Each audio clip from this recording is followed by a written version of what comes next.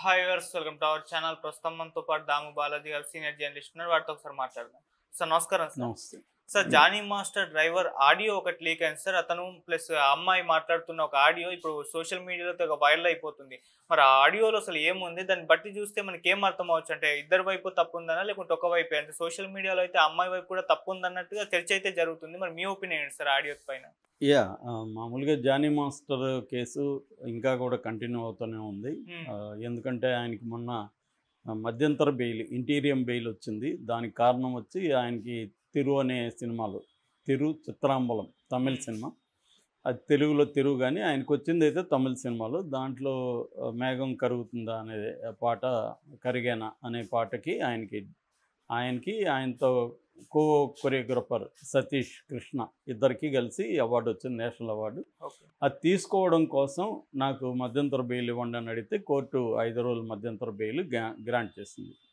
ఈ కాంటెక్స్ట్లో ఆయన బయటికి రాగా ఆయన ముందే చెప్పాడు. ఆ రోజు అరెస్ట్ అయిన రోజు చెప్పాడు కూడా, నేను బయట వస్తాను, మొత్తం బయట పెడతాను ఆ అమ్మాయి ఇవనేసి. సో ఇప్పుడు ఒక ఆడియో, నిన్న శాంపుల్ అన్నట్టుగా ఒక ఆడియో బయటకు వచ్చింది. ఆడియోలో ఏముందంటే, నేను విన్నాను మొత్తం ఆడియో. జానీ మాస్టర్ డ్రైవర్కి ఈ స్రస్తా వర్మ, ఆ ఆ అమ్మాయికి, ఇద్దరికి మధ్య జరిగిన సంభాషణ. ఆ అమ్మాయి ముంబైలో ఉన్నట్టుగా ఉంది, ఇతను ఇక్కడ నుంచి ఫోన్ చేశాడు. సో ఇతను అంతకుముందే ఫోన్ చేస్తే ఆ అమ్మాయి సరిగా మాట్లాడలేకపోయింది. ఇప్పుడు ఆ అమ్మాయి మళ్ళీ ఫోన్ చేసినట్టుగా ఉంది. నేను అప్పుడు బిజీగా ఉన్నాను, మాట్లాడలేకపోయాను, ఇప్పుడు ఫ్రీగా ఉన్నాను, చెప్పని అన్నా అని అంటుంది డ్రైవర్ని. చెప్పన్నా అంటుంది. ఆ అమ్మాయి కంప్లీట్ మంచి తెలుగు అయితే రాలేదు కానీ బాగానే మాట్లాడుతుంది తెలుగు. సో వీళ్ళిద్దరి సంభాషణ ఏంటంటే, ఇతను నువ్వెందుకు ఆ వీడియో పెట్టావు అని అడుగుతున్నాడు. అంటే ఏదో ఒక వీడియో ఆమె తన సోషల్ మీడియా అకౌంట్లో పెట్టింది. దానికి ఆ అమ్మాయి, నా ఇష్టం, నా అకౌంటు, నాకు అనిపించింది నేను పెట్టానని చెప్తుంది. కానీ అది వాళ్ళకి ఇబ్బంది అవుతుంది సార్కి అని ఇతను చెప్తున్నాడు. అట్లయితే మరి మొన్న ఐశ్వర్య కేక్ ఎందుకు తినిపించాడో అందరిలో అని ఆ అమ్మాయి అడుగుతుంది. నాకు తెలియకుండా ఎట్లా తినిపిస్తాడు, నేను కూడా అక్కడే ఉన్నానంటే, ఏమో నువ్వు నాకు డ్యాన్సర్లు చెప్పారు అని అంటే, నాకు కోపం వచ్చింది అందుకని ఇది పెట్టానా అని చెప్తుంది. దాని తర్వాత, నువ్వు వదిలేసావు కదా, నువ్వు వద్దంటేనే కదా అన్న భార్యతో ఇదయ్యాడు, మళ్ళీ ఇప్పుడు ఎందుకు ఇవన్నీ చేస్తున్నావు అని ఇతను అడుగుతున్నాడు. అవును కరెక్టే, కానీ నేను ఆయన్ని ప్రేమించాను, పెళ్లి చేసుకోవాలనుకున్నాను, కానీ అక్కకు మా విషయం తెలిసిపోయింది, అందుకనే ఇంకా ఇది ఇబ్బంది అవుతుందని నేను పక్కకి వెళ్ళాను, కానీ నేను ఆయన్ని ఎప్పటికీ వదలను అనేది అమ్మాయి చెప్తుంది. సో అయితే ఆయన నీకు ఇచ్చిన ఉంగరము, నెక్లెస్, ఏదో లాకెట్తో ఏదో ఉంది, దాన్ని రిటర్న్ చెయ్యి అంటే, నేను అది నీకు రిటర్న్ చేయను, ఆయన్నే వచ్చి తీసుకుపోమను, ఆయన చేతుల్లోనే పెడతాను నేను అది, నేనైతే ఇవ్వను, నాకు వచ్చిన గిఫ్ట్ అది. నాకు ఎవరి బర్త్డేకి ఆయన ఏదో గిఫ్ట్ ఇచ్చేవాడు, ఎవరి బర్త్డేకి నాకు ఆయన జ్ఞాపకాలు ఉన్నాయి, అందుకని ఇప్పుడు కూడా నేను ఇంకా వేరేవి కూడా నేను వీడియోలు పెడతాను అని చెప్తే, ఏంటి బెదిరిస్తున్నావు అని అడుగుతున్నాడు ఇతను. బెదిరిస్తున్నావా నువ్వు అని. బెదిరించేది కాదు, ఫ్యాక్ట్ చెప్తున్నాను, నాకు నా జ్ఞాపకాలు నాకు షేర్ చేసుకోవాలని ఉంటుంది కదా అనేది ఈ అమ్మాయి చెప్తుంది. సో అట్లా చేయొద్దు, అయిపోయింది, ఇంకా వదిలేసి, నీకు ఇంకా జ్ఞాపకాలు ఇవన్నీ పక్కన పెట్టేసాయి, ఆయన ఇబ్బంది పెట్టద్దు అని ఇతను చెప్తున్నాడు. నేను ఎందుకు ఇబ్బంది పెడతాను, నేను కూడా ఇబ్బంది అవుతున్నాను కదా, నేనైతే ఎప్పటికి వదలను, లైఫ్ లాంగ్ వదలను అని చెప్తున్నాము. ఇది బేసిక్గా వాళ్ళ సారాంశం. ఓకే. అంటే క్లియర్గా ఏంటంటే, ఈ అమ్మాయికి తనకి మధ్య ఏదో ఒక ఎమోషనల్ ఇష్యూ అయితే ఉంది. అంటే ఈ అమ్మాయికే అతనికి మధ్య సంబంధాలు అయితే ఉన్నాయి. అది ఆ అమ్మాయి ఇష్టపూర్వకంగానే సంబంధం కూడా పెట్టుకునింది. పెళ్ళయిందని తెలిసి కూడా ఆ అమ్మాయి సంబంధంలో ఉంది.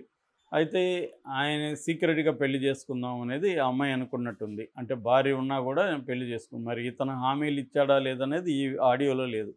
అంటే ఫాల్స్ ప్రామిసెస్ అనేది కూడా నేరమే చట్ట ప్రకారం. అట్లాగే మైనర్ అమ్మాయితో ఆ అమ్మాయి ఇష్టపూర్వకంగా కలిసినా కూడా, మైనర్ అమ్మాయితో అఫేర్ ఉంటే కూడా అది పోక్సో కిందకి వస్తుంది. దాంట్లో కూడా మినిమం 10 to 15 years జైలు శిక్ష ఉంది, అది కానీ ప్రూవ్ అయితే. మరి కోర్టులో ప్రూవ్ అవుతుందా లేదు తెలియదు. ఏదేమైనా ఈ అమ్మాయి ఎమోషనల్గా డిస్టర్బ్ అయింది, తనని పక్కన పెట్టాడు. అయితే ఆ అమ్మాయి తన పట్ల ఆహ్, ఒక కోపం ఉంది. అట్ ద సేమ్ టైం ప్రేమ కూడా ఆ వీడియోలో కనబడుతుంది. నేను వదులుకోలేనంటుంది. అట్ ద సేమ్ టైం కక్ష తీర్చుకోవాలనే ఇది కాదు గానీ, ఎమోషనల్‌గా ఆ కోపంలో ఏం చేయాలో తెలియక వీడియోలు పెడుతున్నాను అనేది అప్పటి వరకు మనకు కనబడుతుంది. సో, దీని తర్వాత ఏమైంది? ఈ ఆడియో తర్వాత, డ్రైవర్ తర్వాత ఇప్పుడు ఎప్పుడైతే ఆ అమ్మాయి వీడియో పెట్టిందో వీళ్ళు రఫ్‌గా డీల్ చేశారా ఆ అమ్మాయిని? ఎందుకంటే ఇతను కూడా బెదిరిస్తున్నావా నువ్వు, బెదిరిస్తున్నావా అని అడుగుతున్నాడు. అది టోన్ మారింది ఇతని వాయిస్‌లో. ఓకే. అంటే నువ్వు బెదిరిస్తే నీ సంగతి చూస్తాం అనేది అనలేదు గానీ, ఆ టోన్ మనకు కనబడుతుంది. మరి ఆ రకంగా ఆ అమ్మాయి ఆ వీడియోలో ఒకటో రెండో పెట్టినట్టు తనతో ఉన్న వీడియోలని, హ్యాపీగా ఉన్న వీడియోలని, అంటే అవేవి అశ్లీలము ఇంకోటే కాకపోవచ్చు కానీ వాళ్ళిద్దరు హ్యాపీగా ఉన్నవేవో ఆమె పోస్ట్ చేసింది. ఆమె పోస్ట్ చేయడం అయితే అది కూడా చెప్తుంది. నేను ఎందుకు పోస్ట్ చేస్తానంటే అతనికి కోపం రావాలి, అతను రియాక్ట్ కావాలనే చేశానని. అంటే ఈ అమ్మాయిని కంప్లీట్‌గా నెగ్లెక్ట్ చేసేయి అతను భార్యతో ఉండిపోతున్నాడు. ఈ అమ్మాయిని వదిలేశాడు. కాబట్టి ఈ అమ్మాయికి కోపం వచ్చింది. ఈ అమ్మాయి తనకి కోపం రావాలి, తనని రెచ్చగొట్టాలి అన్న ఉద్దేశంతో వీడియో పెట్టింది. ఇది క్లియర్‌గా ఆ అమ్మాయి మాటల్లో అర్థమవుతుంది. అంటే ఆ అమ్మాయికి ఏందంటే తనని వదులుకోవడానికి ఆ అమ్మాయి సిద్ధంగా లేదు అనేది అర్థమవుతుంది మనకి. తను కావాలి తను నన్ను వదిలేశాడు కాబట్టి నాకు కోపం వచ్చింది. అందుకని అతనికి కోపం తెప్పించడానికే ఇది పెట్టాను అనేది ఆ అమ్మాయి మాట్లాడుతుంది. అమ్మాయి వెరీ సీరియస్‌గా అట్లాగే ఏమీ లేదు. మధ్యలో నవ్వుతుంది, అన్న అని తనతో సంబోధిస్తుంది. అయితే అక్కడక్కడ కొద్దిగా సీరియస్ టోను, ఒక పెయిన్ కనిపిస్తుంది. అంటే ఆ అమ్మాయి వైపు నుంచి చూసుకున్నప్పుడు ఆ అమ్మాయి తనని పెళ్లి చేసుకుందాం, తనతో లైఫ్ పంచుకుందాం అని సీరియస్‌గా అనుకున్నట్టుగా మనకి ఈ ఆడియోలో చూస్తే మొత్తం స్టోరీ మనకు తెలీదు. ఈ ఆడియో వరకు చూస్తే అది కనపడుతుంది. అయితే ఇతను పక్కన పెట్టేసి వెళ్ళాడు. దానికి డ్రైవర్ కూడా ఏం చెప్తున్నాడు, "నువ్వు వద్దన్నాకైనా కదా ఆయన వెళ్ళాడు" అని కూడా ఇతను, "అవునన్నా కానీ మరి మొన్న ఆమెకి ఎవరికో ఐశ్వర్య అనే అమ్మాయికి ఇది పెట్టాడు కదా" అంటుంది, కేక్ తినిపించాడని. సో, ఇట్లా అమ్మాయికి ఒక జెలసీ ఉంది. జెలసీ రావాలని నేను పెట్టానని ఈమె అంటుంది. సో, ఏదేమైనా ఆమె హర్ట్ అయితే అయింది ఇతని వల్ల. ఇతను ఏదో నన్ను పెళ్లి చేసుకుంటాడని హామీ ఇచ్చాడు, ఇప్పుడు పోయాడని నింద అయితే కనబడలేదు. నేను అనుకున్న పెళ్లి చేసుకుందామని, బట్ అక్కకి తెలిసిపోయింది. అందుకని విత్‌డ్రా అయినాము అనే విధంగా మాట్లాడుతుంది. అంటే ఇతను పెళ్లి చేసుకుంటాను హామీ ఇచ్చి ఇతను పక్కకెళ్ళినట్టుగా ఆరోపణలైతే దీంట్లో లేవు. కాబట్టి ఈ ఆడియో అందుకనే వీళ్ళు ఈ ఆడియో రిలీజ్ చేశారంటేనే తమకు అనుకూలంగా ఉన్న ఆడియోనే రిలీజ్ చేస్తారు కదా! సో, ఇవన్నీ చూసుకొని వాళ్ళకి 1, 10 సార్లు విని దీంట్లో ఏమన్నా ఉంటే ఎడిట్ కూడా చేసున్నా ఆశ్చర్యం లేదు. ఎందుకంటే ఈ డ్రైవర్ ఏమన్నా ఆమెని బెదిరించో ఇంకోటో ఉండి అవి ఉంటే ఎడిట్ చేస్తారు. ఇది ఎందుకంటే ఎడిటెడ్ ఆడియోనే ఖచ్చితంగా ఉంటుంది. దీన్ని బేస్ చేసుకొని మొత్తం కూడా మనం అనలైజ్ చేయలేం. సో, రెండవది అసలు ఒరిజినల్ ఆమెదేనా, ఆ వాయిస్‌ని వీళ్ళు అనుకరించారా అనేది కూడా తెలియదు. కానీ వింటే మాత్రం ఇది రియల్‌గా ఆ వాయిసే అన్న ఫీలింగ్ అయితే మనకు వస్తుంది. ఎందుకంటే మనకి ఇలాగ క్రియేట్ చేసినప్పుడు న్యూయాన్సెస్ వాయిస్‌లో అవి ఇప్పటికీ ఇంకా ఏఐలో అంత పర్ఫెక్ట్‌గా రాలేదు నాకు తెలిసి. నేను ఏఐతో కొంత వర్క్ చేస్తున్నాను. కొన్ని ఏఐ వాయిస్‌లు కూడా నేను క్రియేట్ చేశాను. కాబట్టి అంత ఎఫెక్టివ్ ఎమోషనల్ చిన్న చిన్న న్యూయాన్సెస్ అయితే రావు. అదైతే కనబడుతుంది. కాబట్టి అదైతే రియలే కానీ కొంతవరకు వీళ్ళు దాన్ని ఎడిట్ చేసి ఉండొచ్చు. సో, ఏదేమైనా ఇప్పుడు ఆ అమ్మాయి రియాక్ట్ అయితే ఇప్పటివరకు కాలేదు ఎక్కడ. అమ్మాయి కేసు పెట్టేసి సైలెంట్ అయిపోయింది, గమ్మున ఉంది. మేబీ ఈ లావణ్య ఎపిసోడ్‌తో ఆ అమ్మాయి గుణపాఠం నేర్చుకుంటుంది. వెళితే మనల్ని రకరకాల ప్రశ్నలు వేధించేస్తారు, చాలా ఇబ్బంది అయిపోతుంది అనేది ఉండొచ్చు ఆ అమ్మాయికి.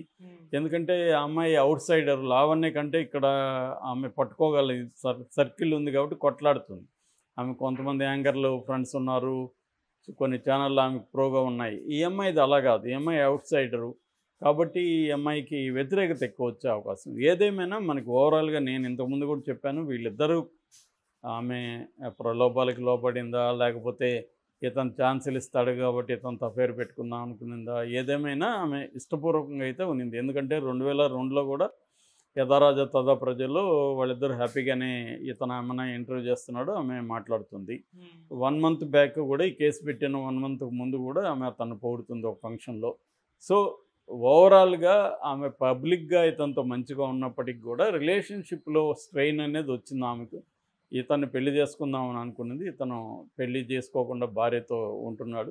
దాంతో అమ్మాయి హర్ట్ అయింది. ఆ హర్ట్ అయిన తర్వాత అంటే ఈ ఆడియో ఒక 2 ఏళ్లకు ముందో, 1 ఇయర్‌కి ముందో ఉన్నట్టుగా మనకు అర్థమవుతుంది. ఓకే. డేట్ అయితే లేదు. సో, దీనివల్ల ఏమవుతుందంటే తర్వాత వీళ్ళేమన్నా రఫ్‌గా డీల్ చేశారా ఆ అమ్మాయిని? ఆ అమ్మాయి ఎందుకు కేసు పెట్టే స్థాయికి ఎందుకెళ్ళింది? అంటే ఇంకా నెక్స్ట్ లెవెల్‌కి అవ్వడం జరిగిందా? ఎందుకంటే కేసు పెడితే తనకు కూడా ఇబ్బందులుంటాయని తెలిసి కూడా ఆమె పెట్టింది కాబట్టి అంత ఎక్స్‌ట్రీమ్‌కి ఏదో డిసిషన్ తీసుకోవడం వెనక బలమైన రీజన్ అయితే ఉండొచ్చు.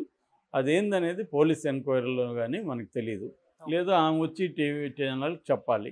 సో, ఈ 2 జరిగితే గానీ మనకి డీటెయిల్స్ అయితే రావు. ఓకే. అతను గానీ, ఆయన భార్య గానీ, సుమలత గానీ ఏం ఆరోపిస్తున్నారంటే ఈ అమ్మాయి వెనక వేరే వాళ్ళున్నారు అని చెప్తున్నారు గానీ, ఆ వేరే వాళ్ళు ఎవరు అనేది వాళ్ళేం చెప్పట్లేదు. ఒక వెర్షన్ ఏమో అల్లు అర్జున్ ఉన్నాడని. కానీ అది ఎంత నిజమనేది కన్ఫర్మ్ అయితే కాలేదు. Okay sir. Thank you so much.